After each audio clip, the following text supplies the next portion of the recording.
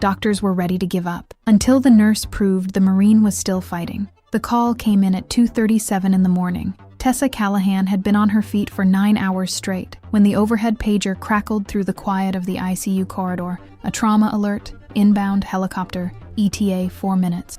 She had heard that sound hundreds of times over her 12 years in this hospital. Each time, something shifted in her chest. Not fear exactly, more like a lock clicking open. Every instinct in her body turning toward the sound like a compass finding north. She didn't know, as she snapped on fresh gloves and pushed through the double doors toward the rooftop elevator, that this particular call would change the next 2 weeks of her life, that it would cost her sleep, her certainty, and nearly her job, that she would lie awake long after it was over, staring at the ceiling of her apartment, replaying a single moment, a hand closing around hers, and asking herself whether she had made the right choice, or simply refused to accept the wrong one. She would never fully answer that question, but she would never regret what she did. The rooftop landing pad was lit amber and white, the wind off the Carolina coast pushing cold against her scrub top as the helicopter descended. It was a civilian air medical unit. That was her first thought. The markings were standard. The crew wore standard gear. Everything looked standard. But something was wrong. She felt it the way nurses sometimes feel things before the monitors confirm them.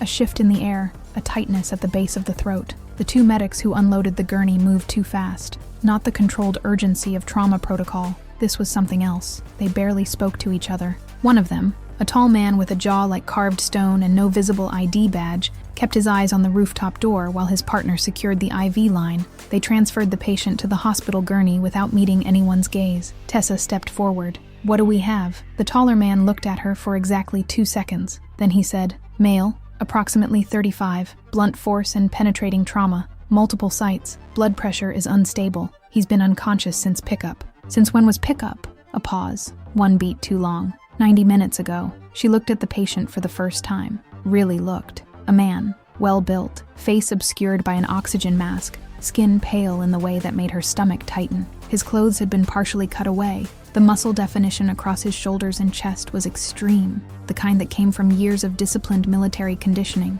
His hands, she noticed, were the hands of someone who worked hard, not desk work, not civilian work. There were old scars across his knuckles, pale against the olive of his skin. And then, as she guided the gurney through the doors, her eyes dropped to his left forearm. There was a mark there, not a tattoo in the traditional sense. It looked carved, raised, deliberate, like scar tissue shaped into something intentional. An inverted triangle, roughly the size of a silver dollar, with 3 horizontal lines running through it at equal intervals, precisely spaced. This was not an accident. This was not decorative. This was a symbol that someone had placed there with precision and purpose, positioned 3 inches above the wrist on the inner forearm, pale against the skin like a brand made years ago. She was still looking at it when she realized the taller medic had stopped walking. She turned around. He was standing in the doorway to the rooftop, just standing there, not moving. His partner had already gone. "Are you coming down to sign the transfer papers?" she asked. He didn't answer. He took 1 step back, and then the rooftop door swung shut. She stood there for a moment in the elevator,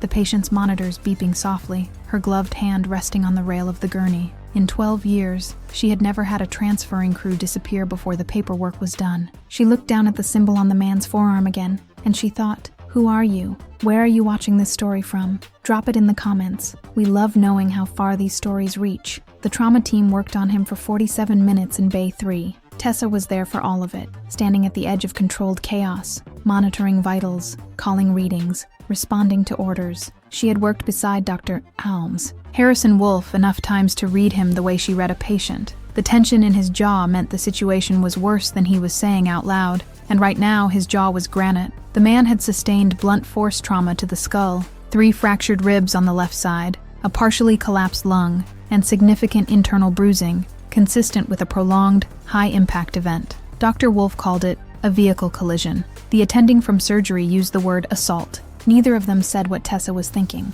which was that this kind of injury pattern, controlled, targeted, spread across the body in ways that suggested both expertise and restraint, did not come from an accident. Someone had done this carefully. That was the terrifying part. By 4 a.m, he was stabilized. Barely. He was transferred to the ICU, Bay 7, which Tessa knew well because she had spent the last 2 years working that floor more than any other. She was the one who settled him in, checked every line, adjusted the angle of his bed and pulled the privacy curtain. She was the one who picked up the chart from the admission desk, and noticed what was in the field marked patient name, John Doe. No identification had been found on him. No wallet, no dog tags, no phone. The military bearing of his body, the conditioning, the scar pattern, none of it translated into a name. The hospital's protocol in these situations was to flag the case with local law enforcement and wait. Tessa flagged the case. Then she went back to Bay 7 and stood at the foot of his bed and watched him breathe. There was an agency to it. That was how she described it later, the word she kept coming back to. He breathed like someone who was still choosing to breathe. Each rise and fall of his chest looked effortful in a specific way, not the random rhythm of the severely injured, but something more deliberate. She knew it was possible she was projecting. Nurses projected sometimes. They saw what they needed to see. But she had also been doing this for 12 years. At 5:15, she was updating the overnight notes when she saw it. It was a small thing, the smallest thing, easily missed in the ambient noise of a busy ICU floor. The ring finger of his right hand moved. Not a spasm, not a reflex arc. It curled slowly and then relaxed, curled and relaxed, like someone working out a cramp, like someone trying. Tessa set down her pen. She walked to his bedside and watched for 90 seconds. Nothing. And then, again, the same finger, the same deliberate curl. She leaned forward. "Can you hear me?" she said quietly. "If you can hear me, try to squeeze." Nothing. The monitors held steady. His face remained still behind the mask, but the finger moved again. She documented it. She time-stamped it. She wrote it in the notes with the careful, non-interpretive language she had been trained to use. Possible volitional movement, observed in right ring finger at 5:17 a.m., repeated twice in approximately 90-second intervals, does not appear to be reflexive in nature. Then she went to find Dr. Wolf. He read her note with the expression he used when he was deciding how to disagree with someone without appearing dismissive. "Tessa," he said, "you know how difficult it is to distinguish volitional from reflexive movement in a patient at this level of sedation." "I know," she said. "I documented what I saw. I'll look at it during rounds." She returned to Bay 7. She changed his IV bag, adjusted his pillow, and went back to her station. But she didn't stop watching. At 6:45, the day shift was beginning to arrive. One of the overnight orderlies, a quiet young man named Marcus who had worked the floor for 3 years, stopped at the nursing station and told her something in a low voice. One of the paramedics who had brought the patient in had come back to the floor, not to sign the transfer papers, not to check on the patient. He had been standing near the elevator bank for 20 minutes, watching Bay 7. By the time Tessa got there, he was gone. If this story already has you hooked, now is a good time to subscribe to the channel, because what comes next is going to shake everything you think you know about what happened in Bay 7. Dr. Harrison Wolf called the family meeting at 8 a.m., even though there was no family present. What he called, in practice, was a team meeting. Himself, the attending from surgery, a hospitalist, and Tessa, who was technically off the clock, but who had not left. He sat at the head of the conference table with the patient's chart in front of him and his reading glasses on, and he spoke in the careful, measured cadence of a man who had made difficult decisions many times and had long ago learned to present them as conclusions rather than choices. The patient, he said, had a traumatic brain injury of significant severity. The initial imaging suggested diffuse axonal damage. The probability of meaningful neurological recovery, given the current presentation, was less than 5%. The patient had no known family, no advance directive, no identity. Continuing aggressive intervention was, in his professional judgment, unlikely to result in a meaningful outcome. He recommended transitioning to comfort-focused care at or before the end of the business day. Tessa listened to all of it without interrupting. When he finished, she said, "I want to note for the record that I observed volitional movement in the patient's right hand twice during overnight. I documented it at 5:17. Dr. Wolf looked at her over his glasses. "I read your note. And I think you observed what you wanted to observe." He said it not unkindly. That was the thing about Wolf. He was never cruel, which sometimes made him harder to argue with. "You've been on since 7 p.m. You were 11 hours in when that patient arrived. Fatigue affects perception. I know what fatigue looks like in my own perception," she said. This wasn't that. He said he would reconsider if a second clinician observed consistent volitional movement. He said it in the tone that meant the conversation was over. He closed the chart. Tessa left the conference room and stood in the hallway outside and breathed through her nose for 30 seconds. Then she went back to Bay 7. She didn't know it yet, but while she had been sitting in that meeting, something else had happened. One of the floor nurses, a newer hire, still learning the rhythms of the unit, had mentioned to someone at the nurses' station that the John Doe in Bay 7 had come in without any identification, via helicopter, and that the paramedics had left without signing out. It was the kind of thing that got mentioned in passing, but someone had been standing near the station when it was mentioned. Later, Tessa would piece it together. For now, she just knew that when she returned to Bay 7, the privacy curtain had been moved. Someone had been in the room. She checked the monitoring logs. Nothing had been disconnected. Nothing was missing, but the angle of the overbed table was different from how she had left it, and the bedside chart folder had been opened. The edge of one page was slightly dog-eared in a way she had not left it. She straightened the chart. She repositioned the table. And then she stood at his bedside and looked at the inverted triangle on his left forearm. The 3 horizontal lines through it perfectly spaced, the scar tissue smooth and old. She took out her phone and photographed it. Thank you for staying with this story all the way to this point. That means more than you know. Subscribe to the channel and hit the notification bell, because what comes next changes the direction of everything, and you won't want to come in late. She looked at the photograph for a long time that evening. Tessa had gone home at 9 in the morning. She'd had to. Her body was past the point of functioning, but she hadn't slept. She had made coffee and sat at her kitchen table and pulled up everything she could find about military insignia, Special Operations Unit identifiers, and symbols used in covert branches of the United States Armed Forces. She was not a researcher. She was a nurse. But she was methodical, and she was stubborn. And she had been told once by a veteran patient she had cared for over 3 long weeks that the thing about military men was that they left marks, not just on each other, on everything they touched. The inverted triangle with 3 horizontal lines did not appear in any of the standard military tattoo databases she could access. It wasn't in the Marine Corps insignia registry. It wasn't in the Navy Special Operations or Army Special Forces visual identification archives that were publicly available. What she did find, buried in a comment thread on a veterans forum that had been inactive for 4 years, was a single reference. A user who described seeing a similar mark on a man he'd served with in a theater he declined to name, who said the mark was used among certain personnel in high-value target operations as a way of identifying each other if captured without documentation. Not an official designation, a field designation, something you gave yourself or gave to each other. She sat with that for a long time. Then she went back to the hospital. It was just after 2 in the afternoon when she arrived on the floor, officially starting her next shift 4 hours early. No one questioned it. Tessa showing up early was not unusual. What was unusual was that she stopped at the nurse's station and asked to see the visitor log for Bay 7. There had been no approved visitors. That was expected. But there was an entry at 10:54 a.m. A man, unaffiliated with any treating team, had been issued a visitor's badge by the front desk downstairs and cleared to the ICU floor on the authorization of a name she didn't recognize. Not Dr. Wolf, not the hospitalist, a name she had never seen on any staff list or directory. She wrote the name down. She asked the charge nurse who had authorized the badge. The charge nurse looked at the log and frowned and said she didn't remember doing it, but that it had her user ID on it. Someone had used the charge nurse's login to authorize that visitor. Tessa stood very still for a moment. Then she found Dana Okafor in the break room. Dana had been her closest colleague on the floor for 3 years. They had covered each other's breaks, talked through difficult cases, once shared a bottle of wine in the parking lot after a particularly brutal week. Tessa trusted her, not blindly, but in the way you trust someone whose instincts you have tested against your own and found them reliable. She told Dana what she had found, all of it, the medic who had disappeared, the movement she had observed in the patient's hand, the photograph of the symbol, the unauthorized visitor. Dana listened without interrupting. When Tessa finished, she said very quietly, "What are you going to do with this?" "I don't know yet," Tessa said. "Tessa," Dana looked at her. "Be careful." It was a strange thing to say. Not, "That's serious. We should report it." Not, "Have you told Wolf?" Just, "Be careful." Tessa filed that away without examining it too closely. She would examine it later. That night at 11:47 p.m., she received a text message on her personal cell phone. The number was not in her contacts. It was not a number she recognized. The message was 5 words long. "Stop asking questions. For now." She stared at it. She screenshotted it. She set her phone face down on the break room table and breathed steadily for 60 seconds. Then she went back to Bay 7 and sat in the chair beside his bed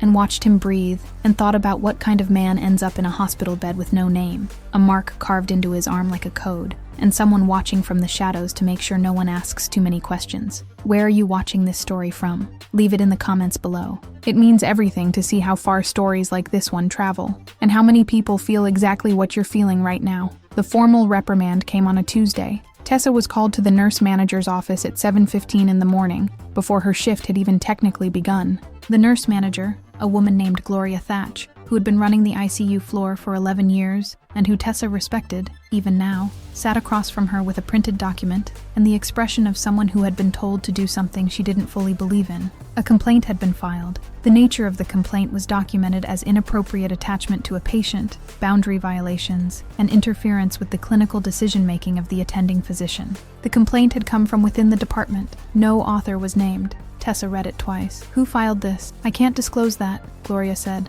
Is this Dr. Wolf? Tessa, because if this is about the volitional movement I documented, it's about more than that. Gloria lowered her voice slightly. It's about the questions you've been asking. The visitor log, the transfer records. She paused. Someone called down from administration. Tessa went very still. Administration called about a John Doe patient in Bay 7? Gloria held her gaze. I'm just telling you what I was told. The reprimand was formal, but not punitive. A written warning, filed in her record, flagging the behavior as a concern. Tessa signed the acknowledgement with steady hands. She was given the rest of the morning off. She was told that further violations of protocol could result in suspension. She walked out of the office and down the corridor and stood at the window at the end of the hall, looking out at the parking lot, the trees beyond it, the flat gray sky of a North Carolina morning in October. She thought about the patient in Bay 7. She thought about the medic who had vanished before signing a single document. She thought about the text message, and she thought, someone is afraid of what this man knows, not afraid of him dying,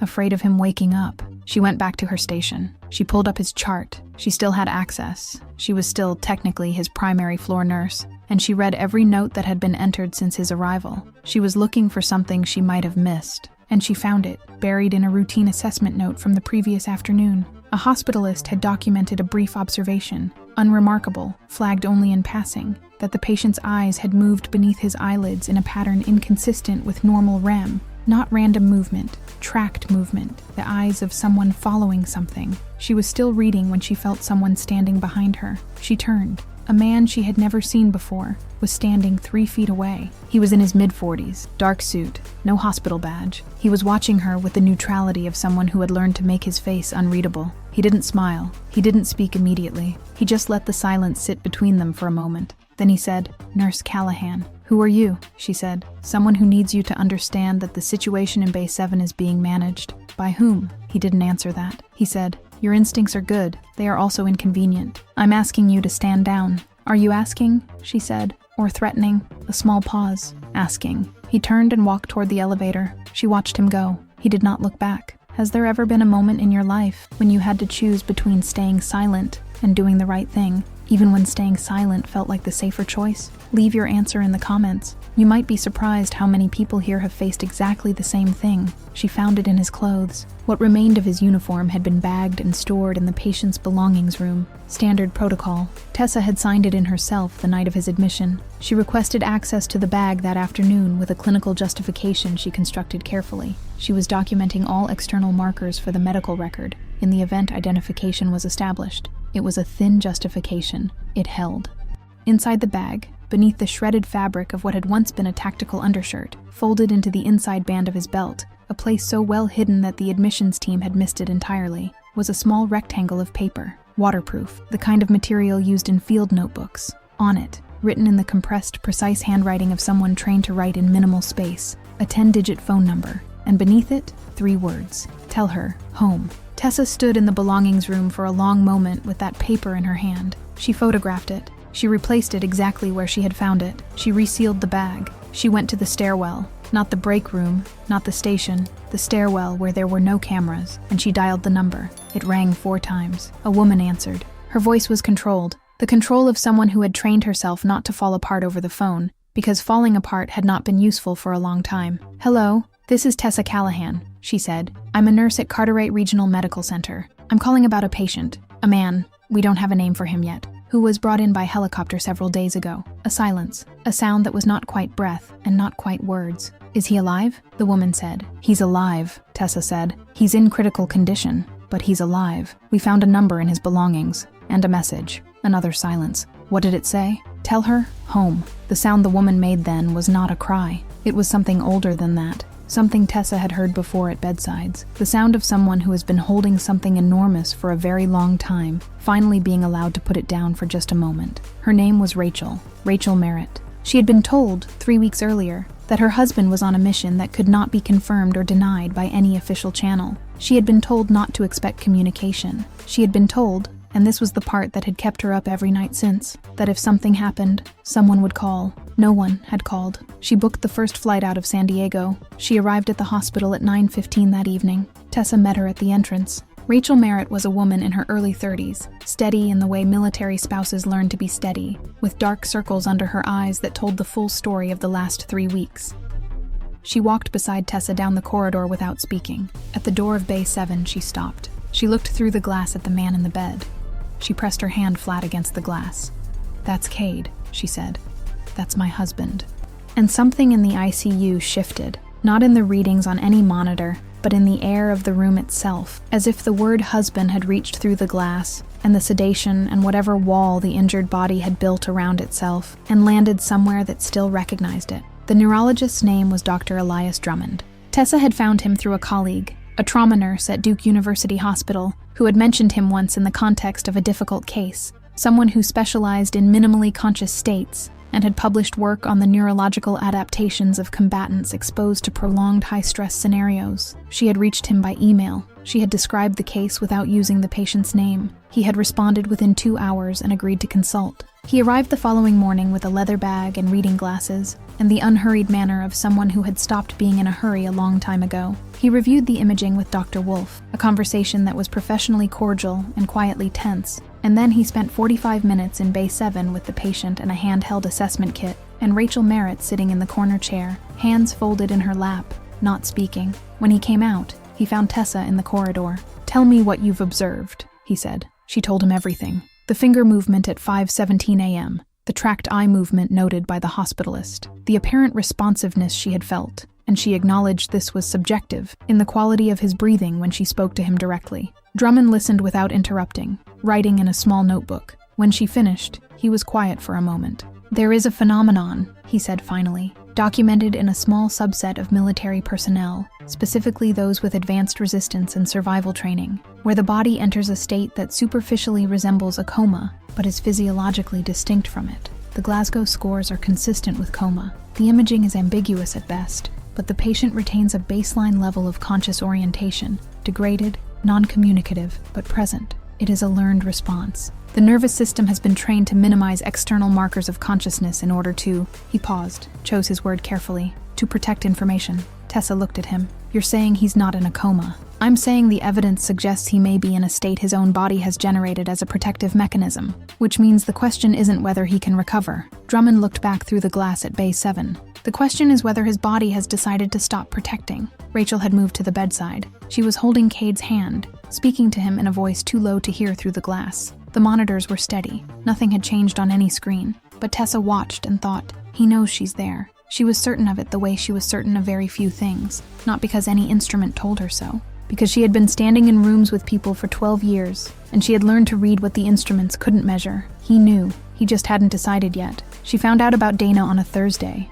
It was late, nearly midnight, and Tessa was reviewing the charting at the nurses' station when she heard voices in the supply corridor. Quiet voices, not the normal low-register exchanges of the overnight shift. Something in the cadence stopped her. She stood up from her chair and walked to the corridor entrance and looked through the narrow window in the door. Dana was standing at the far end of the corridor. She was talking to someone, the man in the dark suit, the man who had told Tessa, days earlier, to stand down. Dana was handing him something, a folded paper. He took it, looked at it briefly, and put it in his jacket pocket. He said something. Dana nodded. He walked toward the exit. She stood where she was for a moment, then turned, and saw Tessa through the window. For a long moment, neither of them moved. Then Tessa pushed through the door. Dana's face had gone the color of someone who has been caught at something they knew was wrong, and had been dreading the catching of for days. She didn't try to deny it. She said, "Tessa, I can explain." "Then explain," Tessa said. It came out in pieces. A phone call 3 weeks ago, before Cade Merritt had ever arrived at the hospital,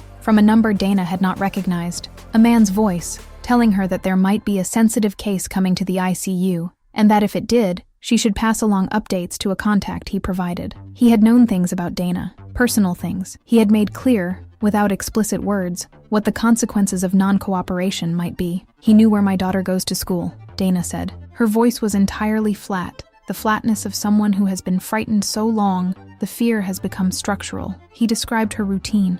Tessa stood very still. I didn't tell him anything that could hurt the patient, Dana said. Just when he arrived, what his condition was. When family showed up, she stopped. I told him about you, about what you were doing. The reprimand, Tessa said. The formal complaint. Dana closed her eyes. I didn't file it. I didn't know they were going to do that. I just gave him information and I didn't know what he was going to do with it. Tessa looked at her colleague, this woman she had trusted without reservation, and felt something complicated happen in her chest. Not betrayal exactly, something closer to grief, the grief of a reality being recalibrated. Go home, she said. Take the rest of the week. I'll cover. Tessa, I'm not angry at you, Dana. And she wasn't quite. Go home and be with your daughter. She stood in the supply corridor alone after Dana left. Then she went back to Bay 7 and sat in the chair and thought about what kind of operation could reach all the way into a civilian hospital in North Carolina, issue reprimands through administrative channels, and compromise a nurse through her child, all to keep one man's presence quiet. She looked at Cade Merritt's face, still,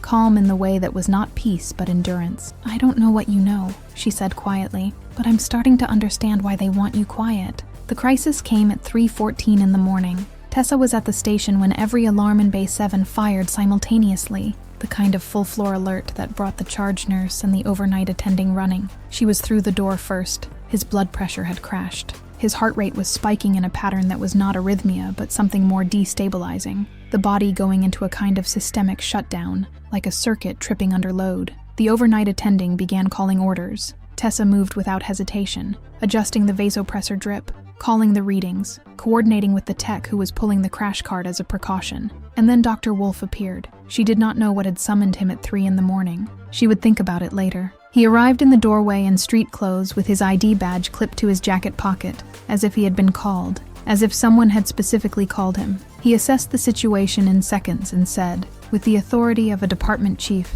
reduce the intervention level. He's not going to respond to aggressive support at this point. The overnight attending looked at him. Dr. Wolf, we're stabilizing. He's in a progressive decline. Continuation of full code protocol at this stage is, he's not declining, Tessa said. Her voice was level. She did not raise it. His pressure is recovering on the current drip. Look at the monitor. Wolf looked at the monitor. The pressure was, in fact, beginning to stabilize. The heart rate was slowing. Tessa, he said, in the tone he used when he needed her to step back. I'm not stepping back, she said. He is responding. I am documenting everything that happens in this room in real time, and I am not modifying the intervention level without a clear clinical justification. A silence fell over Bay 7 that had nothing to do with the equipment. The monitors beeped softly. The vasopressor drip moved steadily. Tessa stood at the bedside of Sergeant Cade Merritt, though she did not yet know his name officially, and she placed her hand over his, and she leaned down, close enough that her voice was only for him. I know you're in there, she said, and I know you're tired, but do not stop now.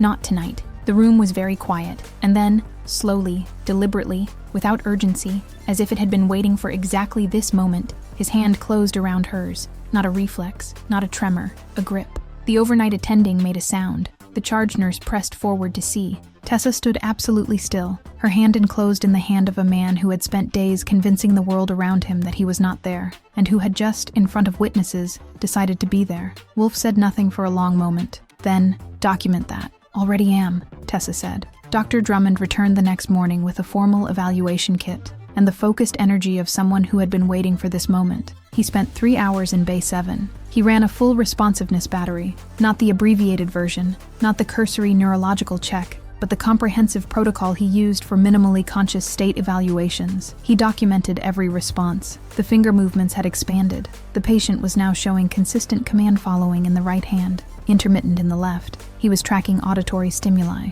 The phrase Drummond used in his report was one Tessa had not seen in a clinical document before, but it was the most honest description available. He was listening. Dr. Wolf read the report in his office. He read it twice. When he called Tessa in, he did not apologize. She had not expected him to, but he did say, with the precision of a man choosing his words under significant internal pressure, the evidence does not support transition to comfort-focused care at this time. No, Tessa said, it doesn't. Rachel Merritt had not left the hospital in 2 days. She had slept in the family waiting room, eaten from the vending machines, and spent every permitted visiting hour in Bay 7, holding her husband's hand and speaking to him in the low, private voice of 12 years of marriage. She was there when Drummond confirmed the new assessment. She listened to every word without crying, which Tessa had come to understand was a form of strength particular to people who had been preparing for the worst, long enough that good news arrived almost as a disorientation. Afterward, in the hallway, she said to Tessa, "You fought for him." "He was fighting for himself," Tessa said. "I just made sure nobody got in the way." Over the following 48 hours, the progress was incremental but unmistakable. The eye tracking became consistent. The grip responses became reliable. Dr. Drummond adjusted the pharmacological profile in consultation with the attending, and with each adjustment came a new response. A turn of the head, a tension in the jaw that was not pain but effort, the face of someone climbing toward the surface from a very long way down. Tessa documented everything. She was there for every observation, every note, every shift. She did not go home for 32 hours. When she finally sat down on a bench in the corridor outside Bay 7 and let herself rest, she realized she was shaking, not from exhaustion, but from the accumulated weight of the week, now releasing all at once. The man in the dark suit appeared at the end of the corridor. She saw him, and for a moment she tensed. He walked toward her, and she stood, because she had decided weeks ago that she would always stand up for this. He stopped 2 feet away. He looked at her for a moment. Then he said very quietly, "He wouldn't be here without you." She didn't answer.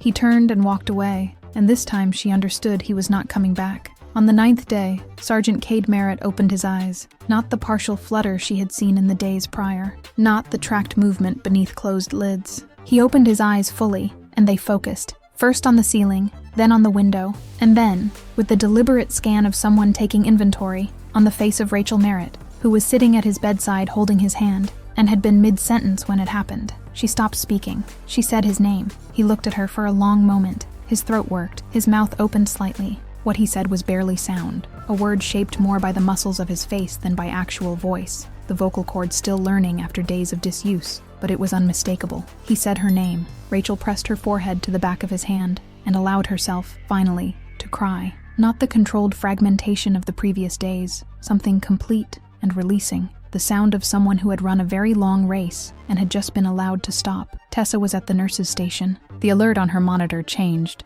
vitals shifting into a new pattern, the neurological indicators moving in a direction she had only allowed herself to imagine. She walked to the glass of Bay 7 and looked in. She watched Rachel cry. She watched Cade's hand move to his wife's hair. She watched a man who had spent 9 days in the territory between this world and somewhere else find his way back to the exact person he had been trying to get back to. She did not go into the room. That moment belonged to them. Later, 2 hours later, when Rachel had stepped out to call family and the attending had completed the first full neurological assessment, Tessa went in to adjust his IV and check his vitals. She moved around the bed with the practiced efficiency of someone who had been doing this for 12 years, entering readings, updating notes. She was about to leave when he said it. His voice was rough in the particular way of someone who had not spoken in a long time, the way of someone who had been somewhere else and was still partly there, but the word was clear. "Thanks." She stopped at the door. She turned and looked at him. He was watching her. His eyes were focused and clear and held in them the weight of someone who understood,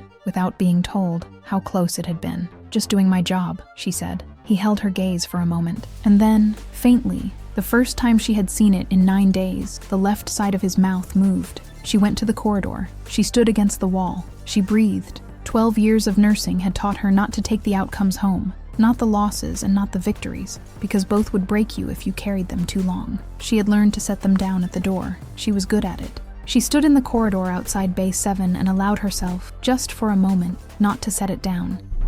She had known he was fighting. Everyone else had seen a man losing. She had seen a man refusing to lose. That was the difference sometimes between what the instruments showed and what was true. 3 days later, she was called to a meeting with hospital administration. The formal reprimand in her file was under review. No explanation was given for the review, but the language used in the meeting was careful in a way that suggested someone, somewhere, had made a phone call. She never learned the full nature of Cade Merritt's mission. She never asked Rachel about it directly, and Rachel never volunteered more than she needed to. The man in the dark suit did not appear again. The unauthorized visitor log entries were quietly removed from the system, which she noticed only because she had photographed the originals. She kept the photographs. She kept the screenshot of the text message. She kept the name she had finally learned, Sergeant Cade Merritt, written on a small piece of paper in the back of a notebook she kept on her kitchen table. Not as evidence, not for any purpose she could name clearly, just so that it existed, just so that the name of someone who had fought that hard was not lost to paperwork and protocol and the decisions of people who had never sat at his bedside at 5 in the morning and watched a single finger refuse to be still. Tessa Callahan went back to work on a Tuesday. Bay 7 had a new patient. The monitors were running. The floor was quiet in the particular way of a place that is always, underneath its surface, full of the most serious business there is. She put on her gloves. She got to work. What Tessa did, refusing to give up on a man the system had already written off, is the kind of decision that doesn't come from protocol. It comes from the part of a person that cannot be trained or credentialed. It comes from the place that simply knows. If this story moved you, leave a comment below. Did you believe in Tessa from the beginning? Or was there a moment when you weren't sure she was right? Every word you leave here is part of why these stories get told. And if you haven't subscribed yet, do it now. Because the next story waiting for you is one that will stay with you long after it ends.